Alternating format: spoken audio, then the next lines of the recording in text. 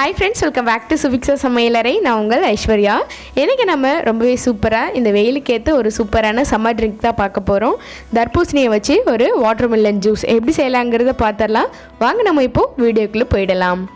First 1 teaspoon அளவுக்கு ஜப்சா விதையை 5 நிமிஷத்துக்கு முன்னாடியே தண்ணி சேர்த்து ஊற வச்சிடுறேன். இந்த மாதிரி ஊற வச்சதுக்கு அப்புறம் 5 நிமிஷத்துக்கு அப்புறம் இந்த மாதிரி நல்லா ஊறி வந்துடுச்சு. இப்போ இதை நம்ம எடுத்து வச்சிடலாம். அடுத்ததாக ஒரு மிக்ஸி ஜாரில் 1.5 கப் அளவுக்கு தர்பூசணியை நல்லா விதையெல்லாம் எடுத்துட்டு முடிஞ்ச அளவுக்கு எடுத்துருக்கேன். 1.5 கப் அளவுக்கு தர்பூசணியை மிக்ஸி ஜாரில் சேர்த்துக்கலாம். தர்பூசணியை சேர்த்துட்டு இது கூடவே 2லேருந்து 3 புதினா இலைகள் சேர்த்துக்கலாம்.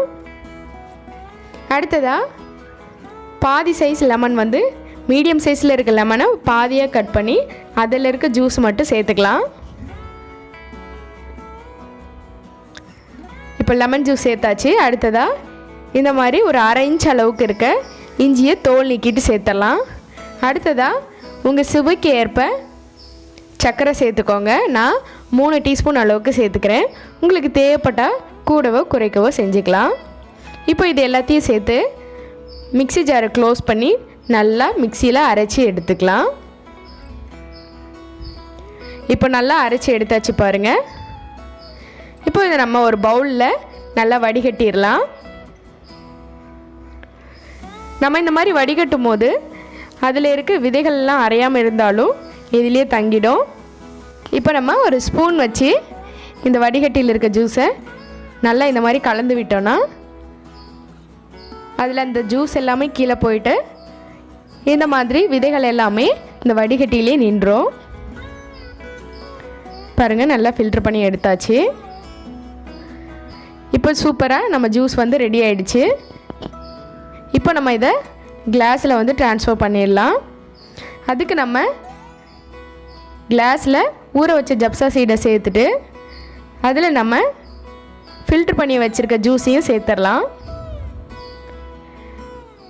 மேலே கொஞ்சமாக பொடியாக கட் பண்ண தர்பூசணியை சேர்த்துடலாம்.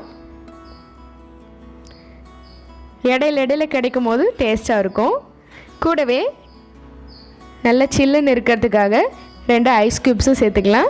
அவ்வளோதாங்க, ரொம்பவே சூப்பரான நம்ம வாட்டர்மெலன் ஜூஸ் ரெடி ஆகிடுச்சு. சின்னதாக ஒரு சாங் பாடிட்டு இதில் ஆட் பண்ணியிருக்கேன்.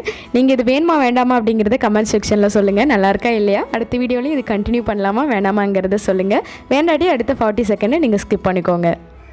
நேத்து தனிமையில் போச்சு யாரும் துணையில், யாரும் வழி துணைக்கு வந்தா ஏதும் இணையில், உலகத்தில் எதுவும் தனிச்ச இல்லையே, குழலில் ராக மலரில் வாசம் சேர்ந்தது போல, இளங்காத்து வீசுதே இசை போல பேசுதே, வளையாத மூங்கிலில் ராகம் வளைஞ்சி ஓடுதே, மேகம்